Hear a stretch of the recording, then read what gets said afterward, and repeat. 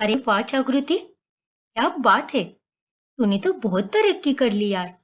अभी 6 महीने पहले ही तो खोला था तूने अपना बुटीक, और 6 महीने में इतना सब। कमाल है यार। शुक्रिया स्वर्णा। लेकिन तू ससुराल और अपने काम को कैसे संभाल लेती है यार, वो भी एक साथ। देख स्वर्णा, हम लड़कियों को बड़े बस यही समझाते हैं कि तुम पहले शादी कर लो और बस वहीं पर सब खत्म। लेकिन ऐसा नहीं होता। शादी के बाद भी हमें कुछ ना कुछ तो करते ही रहना चाहिए। ससुराल का क्या है, वो तो संभाला जाता है, लेकिन घर पर रहकर कुछ नहीं होता। हाँ यार, ये बात तो तूने एकदम सच कही है। देख स्वर्णा, जब भी मैं काम पर रहती हूँ तो घर पर सब फोन करके पूछ लेती हूँ और चेक करती हूँ कि सब ठीक है या नहीं। और जब घर पर होती हूँ तब शॉप में फोन करके पूछती हूँ कि वहां पर सब ठीक है या नहीं। वाह यार, कितनी अच्छी तरह से संभाल लेती है तू सब। मानना पड़ेगा। अब तुझे देखकर मुझे भी अपना खुद का कुछ करने का मन कर रहा है। हाँ, तो तुझे किसने रोका है स्वर्णा? तेरा पति तो तुझसे कितना प्यार करता है और वो तेरा साथ जरूर देगा। फिर चाहे तो कुछ भी कर, लेकिन ऐसे बैठी मत रहे, वरना ये उम्र निकल जाने के बाद आगे जाकर तुझे बहुत पछतावा होगा। हर महिला को आर्थिक और मानसिक रूप से आत्मनिर्भर होना चाहिए। हाँ जागृति, तूने बिल्कुल सही कहा। फिर अपनी सहेली से बातचीत करने के बाद अब स्वर्णा के मन में भी वही विचार चलता रहता है। फिर घर जाते समय रास्ते में, नहीं, बस बहुत हुआ अब तो मैं कुछ ना कुछ जरूर करूंगी। लेकिन क्या, आखिर मुझे किस में रुचि है? तभी उसकी नजर एक पार्लर पर जाती है। अरे, मैं ये कैसे बोल सकती हूँ? मुझे तो पार्लर का काम करना बहुत पसंद है। बचपन से मैं घर पर सबको दुल्हन की तरह सजाती थी। मेकअप, आईब्रो और फेशियल सब आता है मुझे तो। हाँ, बस एक कोर्स करना होगा ताकि मैं अपने कस्टमर को सर्टिफिकेट दिखा सकूं। तो तय रहा, अब मैं पार्लर का ही कोर्स करूंगी।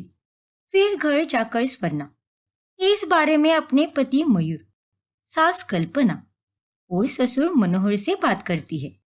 तभी, लेकिन स्वर्णा, यूं अचानक से तुम्हारे मन में ये ख्याल आया भी कैसे? हाँ बहू। अरे, अचानक से ख्याल कैसे आया मतलब? अब मैं जब दिन के सारे काम खत्म कर लेती हूँ तो अकेले बैठकर बोर हो जाती हूँ। और उससे अच्छा तो यही होगा ना कि मैं लगे हाथ कुछ काम भी करूँ, जिससे मैं दो पैसे भी कमा सकूं। हाँ स्वर्णा, ये बात तो तुमने बिल्कुल सही कही। ठीक है, अब जब तुम्हें पार्लर का कोर्स करके एक पार्लर चलाना है तो तुम कर सकती हो। मुझे कोई दिक्कत नहीं है। अरे, ऐसे कैसे कर लो? हमारी घर की बहुएं बाहर जाकर ये सारे काम नहीं करती। और नहीं तो क्या। अरे, हमारे खाने के क्या लाले पड़ चुके हैं क्या, जो तुझे काम करना पड़ रहा है? ईश्वर की कृपा से सब कुशल मंगल है। और तुझे ये पार्लर वार्लर खोलने की कोई जरूरत नहीं है। चुपचाप घर बैठकर अपने घर गृहस्थी संभाल। पागल कहीं की। अरे नहीं माँ जी, मैं आप लोगों की राय नहीं मांग रही हूँ। उल्टा मैं तो आप लोगों को बता रही हूँ कि मैं ये कोर्स करके अपना पार्लर खोलने वाली हूँ। और आप लोग चिंता मत कीजिए, मैं घर के सारे कामों को निपटा कर ही अपना काम करूंगी। और रही बात मेरे पार्लर खोलने की, तो वो सेटअप भी घर पर ही करूंगी। क्या? पर बहू, रहने दीजिए ना माँ पापा। अब स्वर्णा सही तो कह रही है। आप दोनों कभी मंदिर तो कभी रिश्तेदार के यहाँ पर, या फिर कभी किसी यात्रा में व्यस्त रहते हो, और एक बार ये अगर काम में उलझ गई तो इसे भी तो अकेलापन और बोरियत महसूस नहीं होगी। अगर ऐसा है तो ठीक है फिर। बस अपने काम का अपनी गृहस्थी पर असर मत पड़ने देना, और अपना बहुधर्म भी सही तरह से निभाना। हाँ बहू, और पहले ठीक से समझ ले कि तुझे कौन सा कोर्स करना है, फिर ही अपना पार्लर का काम शुरू करना। जी माँ जी, और आप दोनों का बहुत बहुत शुक्रिया। फिर स्वर्णा अपना ब्यूटी पार्लर का कोर्स शुरू कर देती है। और कोर्स खत्म होने के बाद, क्या बात है स्वर्णा, आखिरकार तुम्हें अपना सर्टिफिकेट मिल ही गया। चलो अच्छा है, और बधाई हो। शुक्रिया मयूर। अब बस एक हफ्ते के अंदर ही मैं सारा सेटअप करूंगी और स्वर्णास होम ब्यूटी पार्लर खोलूंगी और इसके लिए मैं तो बहुत एक्साइटेड हूँ। लेकिन स्वर्णा, तुमने अभी अभी तो अपना पार्लर का कोर्स पूरा किया है और मेरे ख्याल से तुम्हें पहले किसी के हाथ के नीचे काम करके देखना चाहिए और थोड़ा एक्सपीरियंस लेने के बाद ही खुद का पार्लर खोलना चाहिए। ओफो मयूर, उसमें कुछ नहीं होता और मुझे सब कुछ आता है। अगर मैं ये कोर्स ना भी करती तो भी आसानी से पार्लर को अच्छे से चला लेती। लेकिन सर्टिफिकेट पाने के लिए मुझे कोर्स करना जरूरी था, इसीलिए मैंने ये कोर्स किया और अब तो बस मैं अपना पार्लर खोलने के लिए बेकरार हूँ। अरे वाह स्वर्णा, ये तो बहुत अच्छी बात है कि तुम्हें ट्रेनिंग या एक्सपीरियंस की कोई जरूरत नहीं है। हाँ मयूर, वो तो है। मैं भी तुम्हारे पार्लर का सेटअप करने में मदद करूंगा। वैसे भी कल मेरे ऑफिस का छुट्टी है।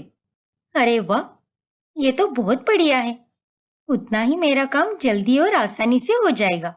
अब स्वर्णा अपने घर में ही अपना ब्यूटी पार्लर खोल देती है और उसके घर के बाहर लगा हुआ बोर्ड देखकर धीरे धीरे लोग उसके पास आने लगते हैं। हेलो मैम, मेरा नाम निधि है। दरअसल मुझे ब्राइडल मेकअप कराना है। हो जाएगा ना? अरे क्यों नहीं होगा जी, बिल्कुल होगा। चलो बैठ जाओ। फिर निधि अपने फोन में से एक फोटो दिखाती है। ये देखिए, सेम टू सेम ऐसा ही लुक चाहिए मुझे। ठीक है मैडम जी, हूबहू ऐसा ही लुक हो जाएगा आपका, देखना आप। ठीक है। फिर स्वर्णा निधि का ब्राइडल मेकअप करने में लग जाती है और मेकअप होने के बाद में निधि बहुत सुंदर लगती है। लग रही हो ना एकदम दीपिका पादुकोण। हाँ मैम, आपने तो बहुत ही अच्छा मेकअप किया है। शुक्रिया। अरे कोई बात नहीं मैडम जी। और ये रहा आपका बिल। पेमेंट कैश करोगी या ऑनलाइन? अब स्वर्णा अपने काम से दिन भर में अच्छी खासी कमाई कर लेती है। लेकिन 2 दिनों के बाद निधि वापस आ जाती है। क्या मैडम, आपके पार्लर में आकर मैंने अपना ब्राइडल मेकअप किया था, लेकिन फंक्शन शुरू होने के पहले ही सारे मेकअप की तो ऐसी की तैसी हो गई। दिल्ली से वापस आने के बाद सबसे पहले मैं आप ही के पास आई हूँ। अरे, ऐसे कैसे सारा मेकअप खराब हो गया? गलती आप ही की होगी मैडम जी। आप पक्का नॉन एसी वाले कमरे में ही होंगी। हाँ, वो तो है।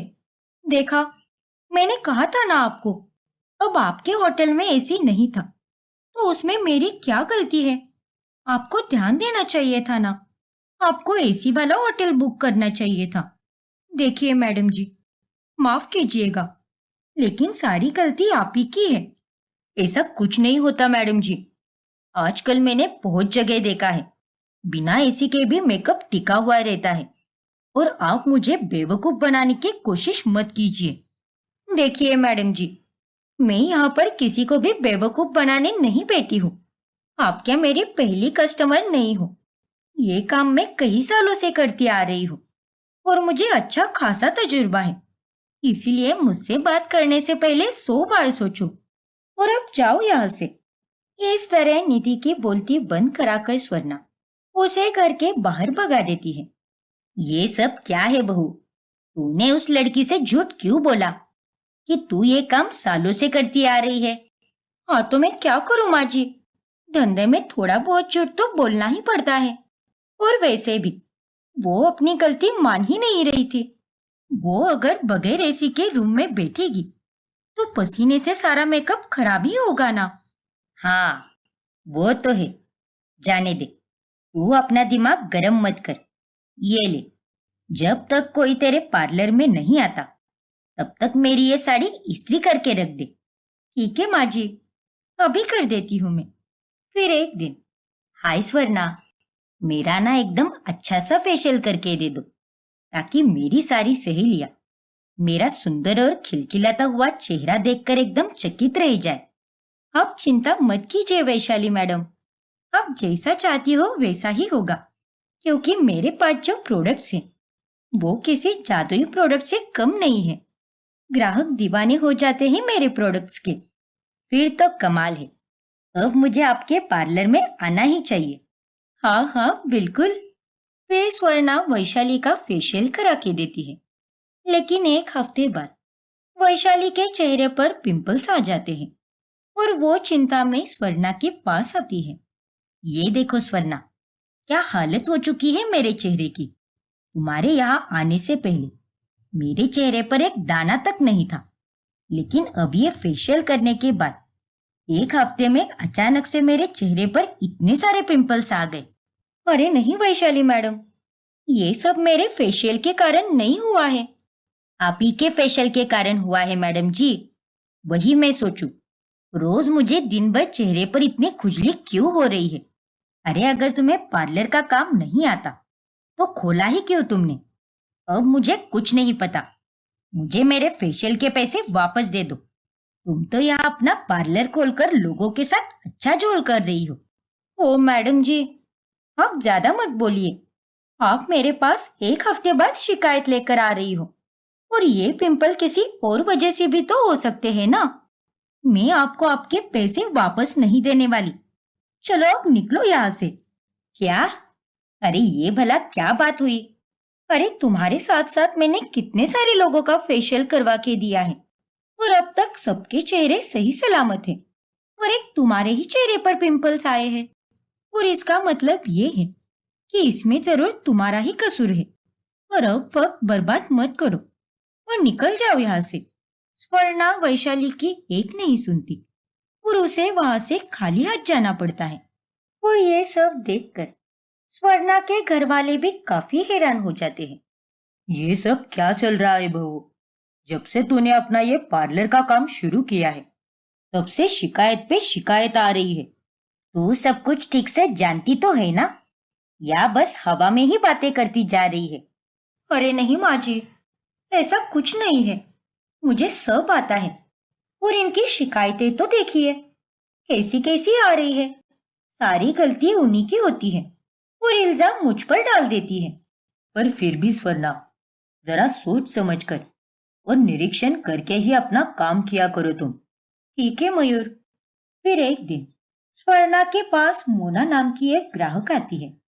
हाय स्वर्णा, क्या तुम मेरे ये घुंघराले बाल सीधे कर सकती हो, वो भी हमेशा हमेशा के लिए?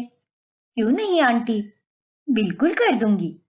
फिर स्वर्णा मोना के घुंघराले बालों को सीधा कर देती है। लेकिन घर जाने के बाद 2 दिन में ही मोना के बाल झड़ने लगते हैं और ऐसे ही 2 हफ्ते बीतने पर उसके आधे से ज्यादा बाल झड़ चुके होते हैं। अब तुम ही बताओ स्वर्णा, ये कैसे हुआ? जब से तुम्हारे यहाँ से गई हूँ तब से मेरे बालों की वाट लग गई है, और अगर ऐसे ही 10 दिन और चलता रहा तो फिर मैं तो पूरी तरह गंजी हो जाऊंगी। देखिए मोना आंटी, जरूर पानी के बदलाव के कारण ही हुआ होगा, या फिर आपके शरीर में कोई दिक्कत हो सकती है, और मेरे कारण ये सब बिल्कुल नहीं हुआ है।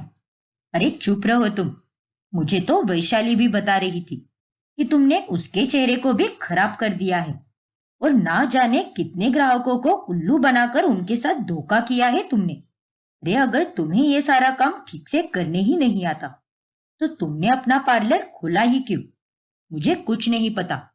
अभी के अभी मुझे मेरे सारे पैसे वापस करो, और हाँ, ये पार्लर भी बंद कर दो, वरना एक दिन सारे ग्राहक मिलकर तुम्हारी खूब कुटाई करेंगे। मोना की बातें सुनकर स्वर्णा बहुत डर जाती है और वो उसके पैसे वापस कर देती है। देखा बहू, मयूर बिल्कुल सही कह रहा था। तुझे सारा काम सोच समझ कर करना चाहिए था, लेकिन तूने खुद को कुछ ज्यादा ही होशियार समझ लिया और बिना किसी अनुभव या ट्रेनिंग से ही अपना पार्लर खोल लिया। देखो बहू, अगर तुम्हें कुछ भी करना है तो पूरी तैयारी के साथ करो, वरना करो ही मत। वो तो अच्छा है कि वैशाली और मोना जैसे ग्राहकों ने तुम्हारे खिलाफ कोई एक्शन नहीं उठाया, वरना हमें कितने लेने के देने पड़ जाते। आप लोग सही कह रहे हो, सारी गलती मेरी ही है। मुझे माफ कर दीजिए। मैं अपने आप को कुछ ज्यादा ही होशियार समझ रही थी, और ये सब उसी का नतीजा है। लेकिन मैं अब आप सबसे वादा करती हूँ कि अब मैं अपनी पूरी ट्रेनिंग करूंगी और उसके बाद ही पार्लर शुरू करूंगी। फिर स्वर्णा पूरी ट्रेनिंग लेकर सारा काम ठीक से सीख लेती है और उसके बाद ही वो अपना पार्लर फिर से खोलती है। और उसमें काफी तरक्की करती है। दामिनी अपने बेटे शुभम और बहू वानी के साथ रहती है। उसका बेटा और बहू दोनों भी स्वभाव से और व्यवहार से काफी अच्छे होते हैं, लेकिन फिर भी दामिनी उनमें कमियां ही ढूंढती रहती है। अब तुम दोनों कहाँ चले? अरे माँ जी, हम दोनों मॉल जा रहे हैं। अब आपको तो रात में दिखाई नहीं देता ना ठीक से, इसीलिए हम दोनों ही जा रहे हैं। आप घर पर बैठकर आराम कीजिए। हाँ माँ, आपको अगर कुछ चाहिए तो हमें बता दीजिए, हम आते हुए लेकर आएंगे, ठीक है ना? कुछ नहीं चाहिए मुझे, अब जाओ, बस अपनी मनमानी ही करते बैठो। अरे जब से तेरी ये बीवी आई है तब से तू मेरी तरफ ध्यान ही नहीं देता। तुझे तो अपनी माँ की कुछ पड़ी ही नहीं है। फिर उनके जाने के बाद दामिनी अपनी सगी बहन सावित्री का स्टेटस देखती है, जिसमें सावित्री अपने बेटा और बहू के साथ घूमने गई होती है। वो फोटो देखकर दामिनी को खूब जलन होती है। एक तरफ ये सावित्री का बेटा और बहू है और दूसरी तरफ मेरे बेटा बहू है। ऐसा बेटा जो मेरी कभी नहीं सुनता और बहू तो किसी भी काम की नहीं है। इनका परिवार कितना खुशहाल है और एक मेरा परिवार है जो मुझे कोई खुशी नहीं देता। लेकिन मैं सावित्री को इतना खुश नहीं देख सकती। बचपन से लेकर आज तक सिर्फ ये सावित्री के जीवन में ही खुशियां आई है, लेकिन अब और नहीं। अब इसके परिवार को मैं बर्बाद करूंगी। अब मैं तांत्रिक बाबा से ऐसा जादू टोना कराऊंगी कि इस सावित्री की जिंदगी में मातम और दुख के सिवा और कुछ नहीं रहेगा। फिर दामिनी तांत्रिक बाबा के पास चली जाती है और वो उससे जादू टोना करवाती है। फिर वो बाबा दामिनी को एक लड्डू देता है जिस पर वो शैतानी मंत्र फूंकता है। फिर दामिनी वो लड्डू को लेकर सावित्री के घर चली जाती है। अरे दामिनी दीदी, आप यहाँ पर आइए ना, आपको देखकर मुझे बहुत खुशी हुई। अब याद आई तो चली आई। कैसे हो तुम सब? स्वरा, अर्जुन और कुलदीप भाई साहब, आप कैसे हो? सब कुशल मंगल है जी। अभी हाल ही में अर्जुन ने अपनी नई आइसक्रीम की शॉप खोली है। अब तो उसके पूरे 5 आउटलेट्स हो चुके हैं और वो भी एकदम तेजी से चल रहे हैं। बहुत ही मशहूर हो चुकी है हमारी आइसक्रीम की दुकानें। अरे वाह, क्या बात है! ये तो बहुत ही बढ़िया खुशखबर है। मैंने सावित्री का स्टेटस देखा था, तब मुझे पता चला और इसीलिए मैं ये खास प्रसाद लेकर आई हूँ अर्जुन के लिए। ये लो अर्जुन बेटा, खा लो इसे। खास तुम्हारे लिए प्रार्थना करके लाया है मैंने ये प्रसाद। अरे वाह मौसी जी, आपका बहुत बहुत शुक्रिया। फिर अर्जुन उस लड्डू को खा लेता है और उस लड्डू को खाने के 2 दिन बाद अचानक से उस पर जादू टोना का असर होने लगता है और अर्जुन में अचानक से अजीबोगरीब बदलाव आने लगते हैं। ये लो अर्जुन बेटा, तेरे पसंद की आलू गोभी की सब्जी बनाई है, वो भी पूरी और आम्रखंड के साथ। खा बेटा, तुझे बहुत पसंद है ना? अरे ये क्या बनाया है आपने? नहीं खाना मुझे ये घटिया खाना। अरे बेटा, ये तो किस तरह से बात कर रहा है? ये क्या तरीका है अर्जुन? इस तरह खाने का अपमान करते हैं क्या?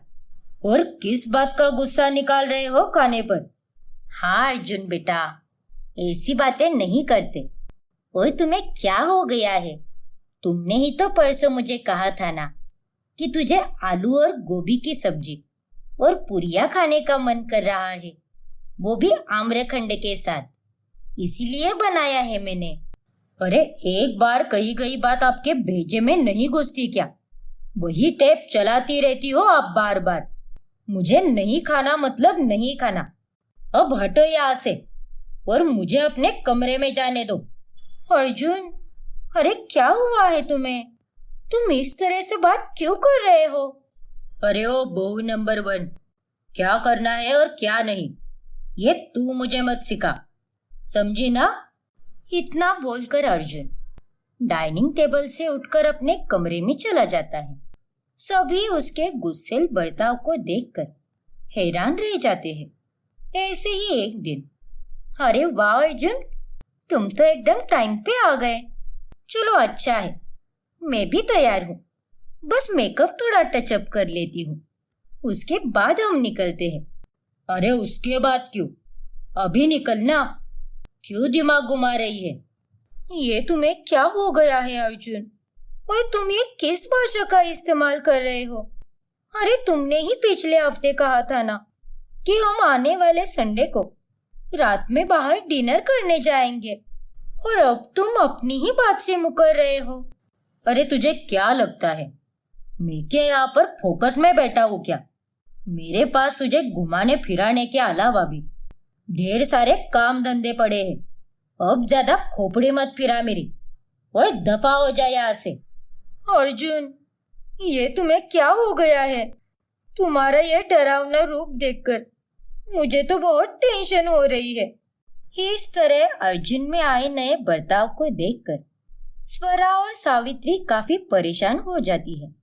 ना जाने क्या हो गया है मेरे अर्जुन को। वो पहले तो ऐसा बिल्कुल भी नहीं था। हाँ माँ जी, उसने पहले कभी मुझसे इस तरीके से बात नहीं की। उसकी भाषा भी कितनी बदल गई है। मुझे तो उसकी बहुत चिंता हो रही है माँ जी। हाँ बहू, मुझे भी उसकी चिंता सता रही है। फिर एक दिन कुलदीप अर्जुन से कुछ पैसे मांगता है। अर्जुन बेटा, मेरा मेरे दोस्तों के साथ उज्जैन जाने का प्लान बना है, इसीलिए कुछ पैसों की जरूरत थी बेटा। अरे आप लोगों ने मुझे क्या एटीएम मशीन समझ कर रखा है क्या? जब देखो तो पैसे पैसे पैसे। अरे आप अपने पेंशन के पैसे इस्तेमाल कीजिए ना। मेरा बिजनेस अच्छा चल रहा है, इसका मतलब ये तो नहीं है ना कि आप मेरे पैसों पर बस डोरे ही डालते रहे। अर्जुन, अपनी जबान पर लगाम लगाओ। अरे पिछले कुछ दिनों से तुम्हें हो क्या गया है?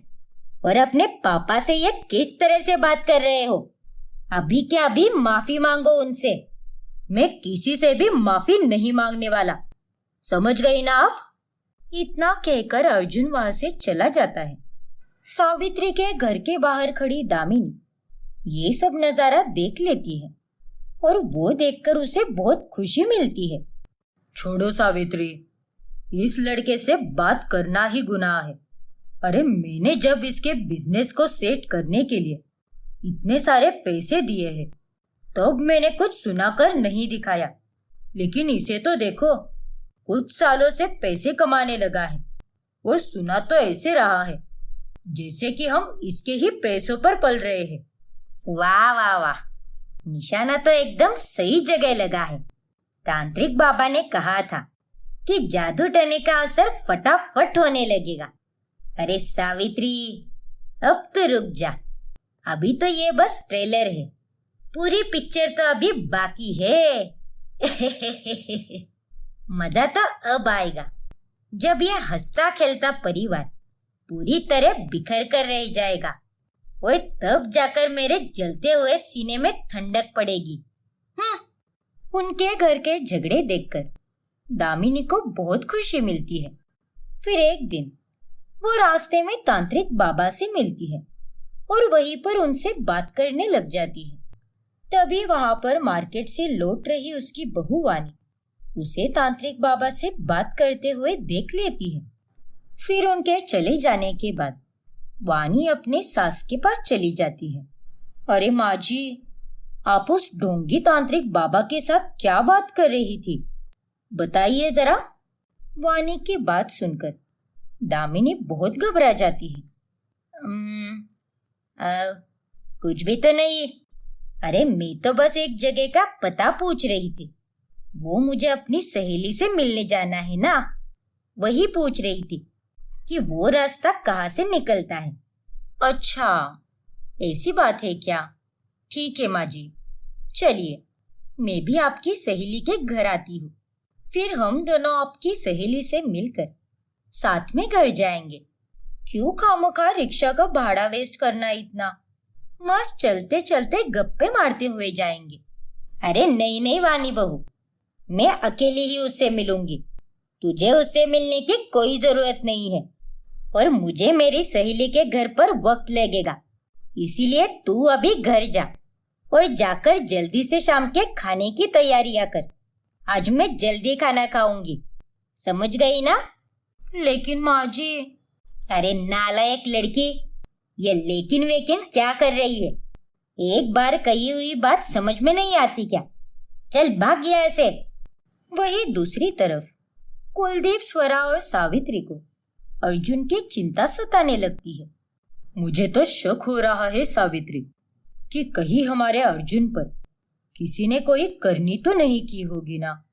हाँ कुलदीप जी, मुझे भी यही लग रहा है, क्योंकि पिछले कुछ दिनों से उसकी तबीयत भी खराब सी हो चुकी है और उसके बदन का रंग भी पीला पीला सा हो चुका है। हाँ माँ जी, अरे वो तो रात को सोता भी नहीं है और बस बेवजह झगड़ता रहता है। कितने दिनों से मुस्कुराया भी नहीं है वो। माँ जी, मुझे तो सच में यही लग रहा है कि उसकी तरक्की से जलकर किसी ने उस पर कोई टोना टोटका कर दिया है। लेकिन अब हम क्या करेंगे? अर्जुन को इस सब से कैसे बचाएंगे? देखो जी, हम किसी भी पाखंडी बाबा के पास नहीं जाएंगे, क्योंकि वो सब ढोंगी होते हैं। मुझे उन पर बिल्कुल भी भरोसा नहीं है। वो तो बस पैसे लूटते रहते हैं। हाँ माँ जी, आपने बिल्कुल सही कहा। हम केवल भगवान की पूजा आराधना करेंगे। मैं रोज कीर्तन में जाऊंगी और अर्जुन के लिए प्रार्थना करूंगी। हाँ बहू, मैं भी सत्संग में जाऊंगा और अर्जुन के लिए प्रार्थना करूंगा। मैं भी अर्जुन की सलामती के लिए व्रत रखूंगी। उससे वह जरूर ठीक हो जाएगा। मुझे अपने माता रानी पर पूरा विश्वास है कि वो उसे जरूर ठीक करेगी, क्योंकि इस संसार में ईश्वर से बढ़कर और कोई शक्ति शक्तिशाली हो ही नहीं सकती। अब वो तीनों अपने अपने तरीके से भगवान की खूब पूजा अर्चना करते हैं, जिसके फल स्वरूप में धीरे धीरे अर्जुन पर हुए जादू टोना का असर कम होने लगता है और वो फिर से ठीक होने लगता है। ऐसे ही 1 साल गुजर जाता है और धीरे धीरे अर्जुन पूरी तरह से ठीक हो जाता है। और ठीक उसके जन्मदिन के दिन पर दामिनी वहां पर आ जाती है। तब पूरे परिवार को हंसी खुशी साथ देखकर उसकी आंखें फटी की फटी रह जाती है। अरे ये क्या? ये मैं क्या देख रही हूँ? तांत्रिक बाबा के द्वारा दिए गए जादू टोना का असर खत्म कैसे हो सकता है? दुनिया में ऐसी कोई शक्ति नहीं है जो एक जादू टोने को मात दे दे। नहीं, ये तो हो ही नहीं सकता। उतने में दामिनी को वानी का फोन कॉल आता है। अरे वानी बहू, क्या हुआ? तू और शुभम कहाँ रह गए? जल्दी आओ ना यहाँ पर। माँ जी, शुभम का बहुत बुरी तरह से एक्सीडेंट हो गया है। पड़ोस वाले उसे हॉस्पिटल ले जा रहे हैं। एक ट्रक ने उसे ठोक दिया है। उसकी हालत बहुत गंभीर है। माँ जी, आप जल्दी से यहाँ पर पहुँच जाइए। क्या? अपने ही बेटे के एक्सीडेंट की खबर सुनकर दामिनी के पैरों तले जमीन खिसक जाती है। ये सब क्या हो गया? हो ना हो, ये सब मेरे ही कारण हुआ है। मैंने ही अपनी सगी बहन के बेटे को बर्बाद करने की कोशिश की, उस पर जादू टोना करवाया और अब उसी जादू टोने का पलटवार हुआ है और मेरा बेटा जिंदगी और मौत के बीच लड़ रहा है। ये मैंने क्या कर दिया? अंत में दामिनी को अपनी गलती का एहसास हो जाता है, लेकिन तब तक बहुत देर हो जाती है। अनूप और नीलम्बरी की 2 बहुएं होती है। छोटी बहू केत और बड़ी बहू वैशाली दोनों सगी बहनें होती है। केतकी अभी 3 महीनों की गर्भवती होती है और ऐसे में उसकी बड़ी बहन यानी जेठानी वैशाली ही उसका ख्याल रखा करती है और इस वजह से बेचारी वैशाली सास और देवरानी के बीच में बढ़ जाती है। अरे ओ वैशाली बहू, कहाँ मर गई? मेरी साड़ी अभी तक इस्त्री की या नहीं? हाँ माँ जी, कर रही हूँ, बस थोड़ी देर में हो जाएगी। अरे दीदी, मेरा पास्ता बनाया नहीं? हाँ केतकी, वही पका रही हूँ, अभी लेकर आई।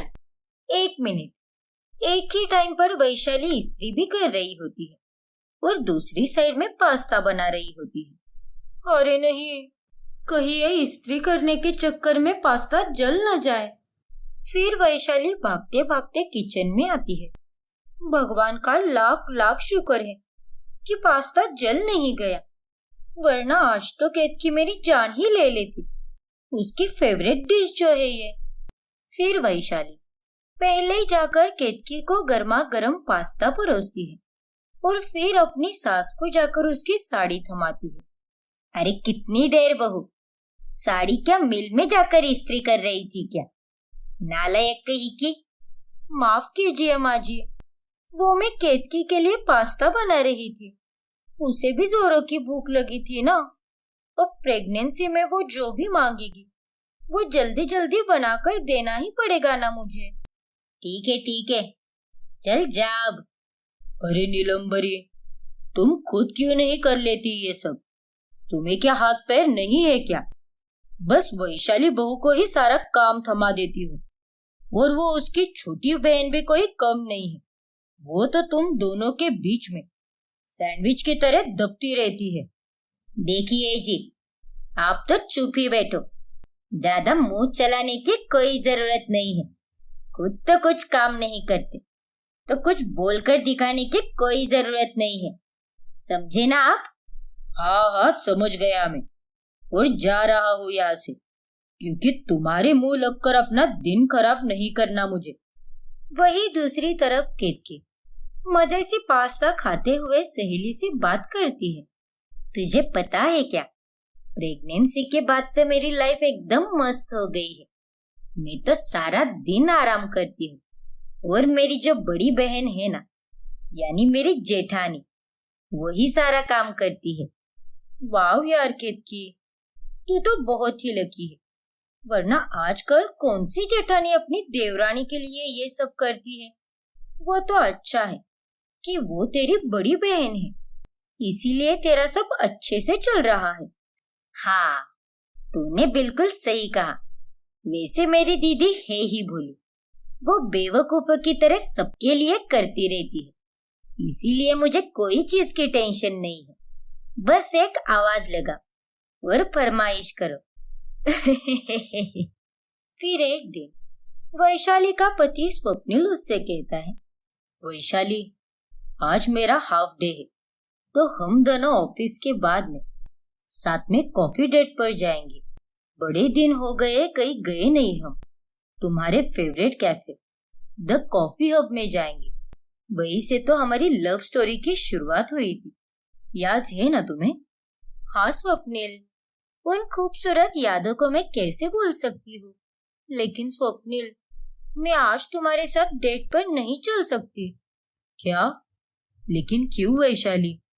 ऐसा कौन सा काम आ गया तुम्हें जो मुझसे भी ज्यादा जरूरी है तुम्हारे लिए? स्वप्निल, वो मुझे केतकी के साथ हॉस्पिटल जाना है, उसका चेकअप है ना आज, और देवर जी तो ऑफिस से सीधे रात को ही आते हैं, इसीलिए वो चाहती है कि मैं उसके साथ चलूं। लेकिन वैशाली, वो अकेली भी तो जा सकती है ना, या फिर माँ के साथ जा सकती है। तुम्हें तो बस माँ और केतकी ही नजर आती है, और तुम एक जेठानी और बहू के रिश्ते में बढ़ चुकी हो, और इसी के कारण तुम ये भूल चुकी हो कि तुम एक पत्नी भी हो। तुम्हारा मेरे प्रति भी कोई फर्ज है। वैसी बात नहीं है स्वप्निल, हम कभी और भी चल सकते हैं ना। नहीं वैशाली, जाने दो, कोई बात नहीं, तुम जाओ और तुम्हें जो करना है वो करो। लेकिन स्वप्निल मेरी बात तो सुनो। ओफो, ये सब क्या हो रहा है? सच में एक जेठानी बनने के बाद तो मेरा बंटवारा ही हो चुका है। एक तरफ माँ जी है तो दूसरी तरफ मेरी बहन केतकी। खैर, जैसे तैसे मैं स्वप्निल को तो मना ही लूंगी, लेकिन केतकी के लिए उसके जीवन के इस पड़ाव में मेरा साथ होना बहुत जरूरी है। क्योंकि वो मेरी छोटी बहन जो है, वैशाली जेठानी बनने के बाद इतनी बढ़ जाती है कि उसे अपने बाकी रिश्तों को दांव पर लगाना पड़ता है। वही केतकी और नीलम्बरी उसके भोलेपन का फायदा उठाते हैं। एक दिन की बात है। वैशाली बहू, कान खोलकर सुन ले। आज घर पर मेरी सहेलियां आ रही है, इसीलिए तो जल्द ही सारा खाना बना दे और सारी बढ़िया बढ़िया सी डिशेस बनाना। मेरी इज्जत का सवाल है, इसका ध्यान रखते हुए बनाना, समझी कि नहीं? हाँ माँ जी, मैं समझ गई। आपने जैसा कहा है वैसा ही होगा। दीदी, माँ जी की फरमाइश को मारो गोली। पहले मेरे लिए आप गोलगप्पे बना दो। मुझे गोलगप्पे खाने का बहुत मन कर रहा है, लेकिन बाहर के गोलगप्पे इस समय खाना सेहत के लिए खतरों से खाली नहीं होगा। इसीलिए मैं ये चाहती हूँ कि आप ही घर पर बनाओ। आप बहुत सुपर्ब बनाती हो दीदी। लेकिन केतकी, मुझे पहले माँ जी का कहा हुआ पूरा करना होगा। और अभी तो तूने दोपहर का खाना खाया है ना, तो थोड़ी देर रुक जा और थोड़ा वॉक कर ले आंगन में। लेकिन दीदी, मुझे बहुत क्रेविंग हो रही है। प्लीज मेरा वाला जल्दी बनाओ। मैं और कुछ नहीं जानती। अरे ओ नाश पीटी, तेरा क्या हर बार मेरे बीच में आना रहता है? बहू पहले मेरा काम करेगी, फिर तेरा काम करेगी। ज्यादा सयानी मत बन। गर्भवती है तू, बीमार नहीं, खुद भी काम कर सकती है। हाँ, तो आपके भी हाथ पांव सही सलामत है ना अभी, तो आप भी आधी मदद कर ही सकती हो दीदी की। मुझे बोलने से पहले आप अपने गिरेबान में झांकिए माँ जी। नॉनसेंस कहेगी। क्या कहा तूने? क्या कहा? फिर से बोल। नान क्या? नान सांस? ये क्या होता है कलमुही? सत्यानाश हो तेरा, निर्लज्ज कही की। ओफो माँ जी। केतकी, आप दोनों झगड़िए मत। मैं आप दोनों का काम कर दूंगी, लेकिन आप दोनों प्लीज शांत हो जाइए। फिर वैशाली को एक साथ केतकी और नीलम्बरी की फरमाइशों को पूरा करना पड़ता है, और इस बीच उसे काफी परेशानी भी होती है। दिन ब दिन इस तरह मशीन की तरह काम करके वैशाली एक दिन बहुत ज्यादा बीमार हो जाती है और वो आराम करती है। तभी वहां पर नीलम्बरी भी आती है। अरे ओ वैशाली बहू, यहाँ आराम क्या कर रही है? अरे माँ जी, आप यहाँ? वो मुझे थोड़ी थकावट महसूस हो रही थी। वो मैं जरा बीमार हूँ ना, इसीलिए आराम कर रही थी। बोलिए ना, क्या हुआ? देख बहू, मुझे ना जरा बाहर जाना है, इसीलिए तुझे मेरे हिस्से का एक काम करना होगा। कैसा काम माँ जी? ये ले, ये अनूप जी का चश्मा है, इससे जाकर दुकान में बनवा दे। इसकी डंडी टूट गई है ना, उन्होंने ये काम मुझे दिया है, लेकिन अब मैं तुझे दे रही हूँ। उन्हें इस बात की भनक भी नहीं पड़नी चाहिए, समझी कि नहीं? हाँ माँ जी, लेकिन मैं तो अभी बीमार हूँ, मैं कैसे बाहर जा सकती हूँ? अरे चुप हो जा, कोई बीमार नहीं है तू, बस थोड़ी सी थकावट है शायद। चल उठकर बाहर निकल। यहाँ बिस्तर पर पड़े रहने से तू और ज्यादा बीमार हो जाएगी। इसीलिए मैं कह रही हूँ कि अभी घर से बाहर निकल और कर दे मेरा काम। हे भगवान! अपनी सास के कहने पर वैशाली को बीमारी की हालत में भी बाहर जाना पड़ता है। जब वो बाहर से नीलम्बरी का काम करके घर पर आती है, तभी उसकी पूरी एनर्जी डाउन हो जाती है। लेकिन उतने में उसे केत की आवाज लगाती है। दीदी, इधर आओ ना प्लीज। हाँ केतकी, आई। बोलो केतकी, क्या हुआ? दीदी, मेरे कमरे की ये पर्दे और बेडशीट चेंज कर दो ना प्लीज। इन पर बहुत धूल जम गई है और मुझे काफी इरिटेट हो रहा है उससे। आपको तो पता ही है ना कि मुझे धूल और मिट्टी से कितने एलर्जी है, कहीं मैं बीमार ना पड़ जाऊं। ठीक है केतकी, मैं कर देती हूँ। ओके दीदी। और हाँ, मेरे लिए ना ये काम होने के बाद में बाहर से आइसक्रीम भी लेकर आना। वो स्टेशन के बाहर आइसक्रीम पार्लर है ना, वहां से ब्लूबेरी फ्लेवर लाना। I just love that flavour. लेकिन केतकी, उससे तो तेरी तबीयत खराब हो सकती है ना। और पता नहीं ये मौसम को क्या हो गया है, गर्मी में भी ठंड चल रही है। अरे कुछ नहीं होगा दीदी, आप प्लीज लेकर आओ ना, प्लीज दीदी। अच्छा ठीक है बाबा, ला देती हूँ मैं। किसी को ये नजर भी नहीं आता कि वैशाली कितनी बीमार है। केतकी और नीलम्बरी को तो बस वैशाली से काम करवाना आता है। ऐसे ही एक दिन, देख केतकी बहू, तुझे मैं चेतावनी दे रही हूँ। तू ये बार बार वैशाली बहू को छोटे मोटे काम देना बंद कर और अपने काम खुद किया कर। थोड़ा सा शरीर भी हिलाया करिए। जब देखो तब भैंस की तरह पड़ी रहती है दिन रात। क्या? और नहीं तो क्या, मैं अच्छी तरह से जानती हूँ कि तू जानबूझकर वैशाली से सारे काम करवाती है ताकि तुझे आराम मिले। मेकअप करना, फोन पर बातें करना, वीडियो शूट करना, और तो और हर 2 दिन में बाहर घूमने जाना, ये सब तो तुझे बराबर से होता है। लेकिन बस घर का काम ही नहीं होता। देखिए माँ जी, अगर मैं ऐसी हूँ तो आप भी कोई दूध की धुली हुई नहीं हो। आप भी तो अपने सारे काम दीदी से ही करवाती हो ना। यहाँ तक कि अपनी साड़ी भी दीदी से ही इस्त्री करवाती हो। बाहर देने को क्या होता है आपको? और वो तो मेरी सगी बहन है, इसीलिए मैं सारे काम उससे करवाती हूँ। तो इसीलिए आप मुझे लेक्चर मत दीजिए। तेरी सगी बहन है तो क्या हुआ, अब वो इस घर की बहू है और मैं उसकी सास हूँ। उससे काम करवाना मेरा हक है। हाँ तो करवाइए ना, मैंने कहाँ पर मना किया है। लेकिन सबसे पहले काम तो वो मेरा ही करेगी, बाकी मैं कुछ नहीं जानती। वैशाली उन दोनों की बातें सुन लेती है। दीदी आप? अरे वैशाली बहू तू? आप दोनों कितनी स्वार्थी हो। बस अपने आराम के लिए, मजे के लिए और टाइम पास के लिए मेरा इस्तेमाल किया है। मैं ही बेवकूफ थी जो ये सब देख नहीं पाई और खुद को आप दोनों में बांट दिया। यहाँ तक कि अपने पति के ऊपर भी ध्यान नहीं दिया। केतकी, मैंने तुझे माँ की तरह संभाला और माँ जी आपके लिए तो मैंने एक बहू नहीं बल्कि बेटी की तरह सब कुछ किया है। लेकिन उसके बदले में आप दोनों ने मुझे क्या दिया?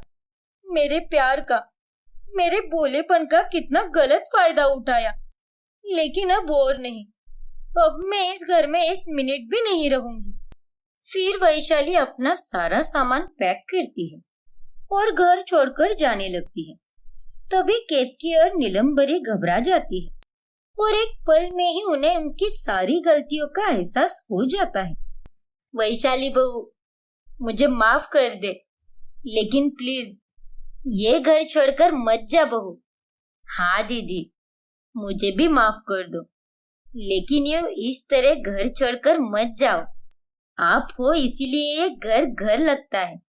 हाँ बहू, हमें अपनी गलतियों का एहसास हो चुका है। अभी हम सच में बहुत गलत थे जो तेरा इतना फायदा उठाते रहे। हाँ दीदी, हमसे भूल हो गई। अपनी छोटी बहन को माफ कर दो दीदी। जिंदगी के इस पड़ाव में मुझे आपकी जरूरत है दीदी। मेरे पेट में पल रहे बच्चे को उसकी मौसी की जरूरत है और आज के बाद हम अपने काम खुद करेंगे दीदी। आपको कोई तकलीफ नहीं देंगे।